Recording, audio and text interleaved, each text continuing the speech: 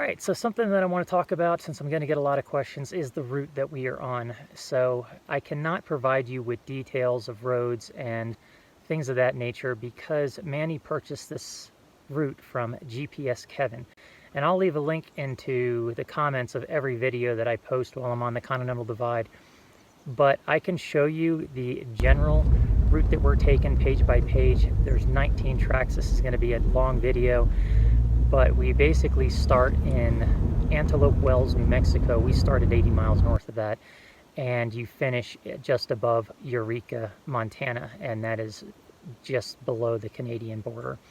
So I'm going to show you what each track looks like. I'll talk a little bit about each one, and you can see the general route. Now you can try to figure this out yourself. It would take a very long time going through some of these areas.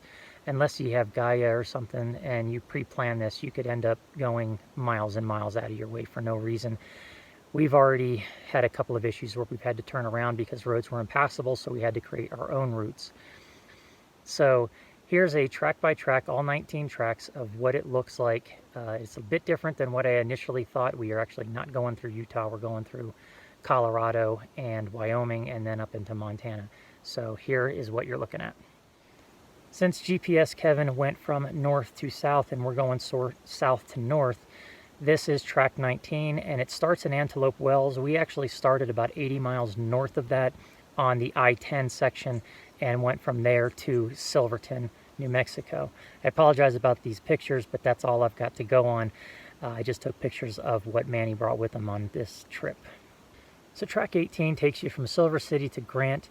This is one of the longest, if not the longest tracks. It is about 260 miles and there are no gas stations in between.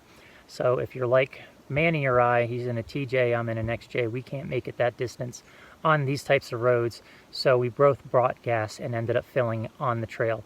There are opportunities to go way off trail, like I think it was 20 miles each way to get gas, but we decided not to do that and brought gas with us. So this is a very long track, but it's not very challenging. It is mostly just very scenic country roads and national forest roads. Track 17 takes you from Grants to Cuba. We don't go on the red roads since they are the most challenging ones, and with the blue roads providing some challenges, Manny has, through his experience in following these tracks, decided not to take red routes, and I am fine with that. This one is particularly challenging, and if you hit this during any time when it rains, I'm not going to give away a whole lot because we've already done this track, but there were some serious backtracking on this, and you are in the middle of nowhere when you realize that you have to backtrack and there's no way forward. So this one is pretty interesting, very pretty through New Mexico, but if it's raining, you're not going to get on most of these roads anyway, and if it's after a day or two after it rains, you're going to be definitely facing some challenges. Track 16 is going from Cuba to, I'm not even going to try to pronounce it, New Mexico. This is the route that we'll take today as of the making of this video.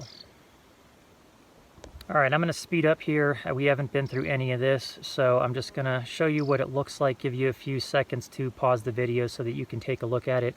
But from that town I can't pronounce, New Mexico, to Chama, I don't know, New Mexico, somebody's going to correct me, and that is track 15. This is what track 14 looks like. From here we go, or from this point of Chama, New Mexico to Del Norte, Colorado. We finally are out of New Mexico and get into Colorado. Track 13, we go from Del Norte, Colorado to Sargents, Colorado. And that looks like it goes through mostly the Rio Grande National Forest or around certain sections of it. Track 12, we go from Sargents, Colorado to Silverthorne. And in this particular one, looks like there's quite a bit that is not in National Forest, but going through Pike and Gunnison National Forest on this one. Track 11, we'll go from Silverthorne, Colorado to Steamboat. Track 10, we go from Steamboat, Colorado, and then enter Wyoming, where we end up in Rawlins. Track 9 is better because it's in landscape mode and not in portrait, but from Rawlins we go into Pinedale. Track 8 from Pinedale, we end up in Tetons National Park, and I'm not sure if we're going to be doing any parks. We will probably just stick to the forest and not pay to go in the parks. Both of us have been in Tetons, and I'm not sure if it takes us through others, maybe Yellowstone and Glacier, but we're not going to do those. So, but this is what this route looks like. Track 7, we go from Tetons National Park and then into Idaho, where we end up at Island Park. Track 6, we go from Island Park and then right into Montana, where we end up in Lima. From Lima, we end up in Wise River, Montana, and that's Track 5. Track 4, Wise River to Helena, Montana. Track 3, from Helena, we end up in Seeley Lake. From Seeley Lake, we end up going into Columbia Falls, and that's the second to last track. And then to end the overall trip, if I make it that far, is Columbia Falls, Montana to the USA-Canadian border, which like I said earlier, I believe is above Eureka, Montana. All right, sorry about the sun glare, it just started poking through, but sorry about not being more, I don't know, professional, if you will. I did this on the hood of my vehicle in one of the national forests. We're already on the trail, but I already got a question about the route. And like I said earlier, I can't give you more details than that. I think that is probably plenty. GPS Kevin put a lot of time and effort and probably funds into making these tracks. So to put up more than that would just do him a disservice. And if you're really interested, I highly recommend just buying the route and taking the route, especially if you like seeing my videos and the landscape that we're out on. But pay for the routes. You look on Gaia and you can try to make something out of what I just showed you, but once you get into the zoomed in of what this area looks like, you're going to quickly realize that it is going to take you weeks to try to copy what I just showed you at that higher level.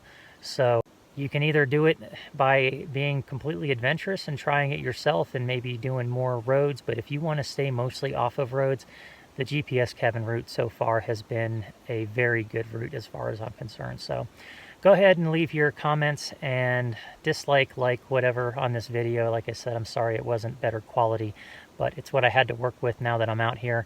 And I just wanted to answer some questions and give you guys some information about where we're heading, where we've been, and what the routes look like, and kind of the towns and the national forests and parks that we're going to be going through, well, going around parks. So thanks for watching, and I'll talk to you later.